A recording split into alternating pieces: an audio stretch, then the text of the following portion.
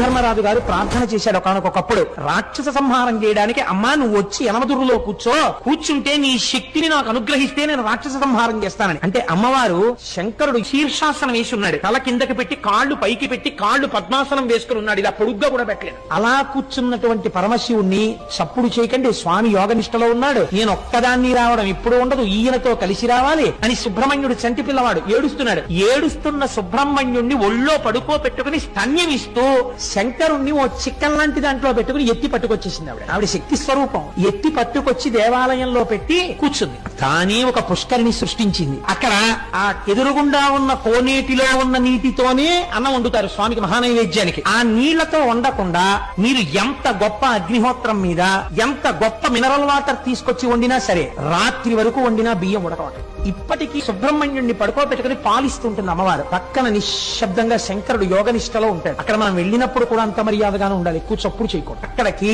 ఈ దేవాలయాలు ఇంత గొప్ప ఉండడం ఏమిటని అన్యమతస్థులు ఆ ఆలయాన్ని ఈశ్వరుడి యొక్క శక్తి లేదని మేము నిరూపిస్తామని గుర్రాల మీద గుళ్ళోకి వెళ్లి వరణ ఉన్నటువంటి కత్తి తీసి శివలింగం మీద కొట్టారు. శివలింగం మీద కత్తి వాటు పడింది. తెగిపోతే ఎలా పడుతుందో అలాగే పడింది. పక్కన అమ్మవారు ఉంది, అంతే. ఎక్కడ నుంచి పడ్డాయో తెలియదు. పెద్ద పెద్ద బండరాళ్లు పడి లోపలకు వెళ్లిన 200 మంది నజ్జైపోయారు. శివలింగం అలాగే. మీరు ఇప్పటికీ ఆ కవచం తీసి చూపిస్తే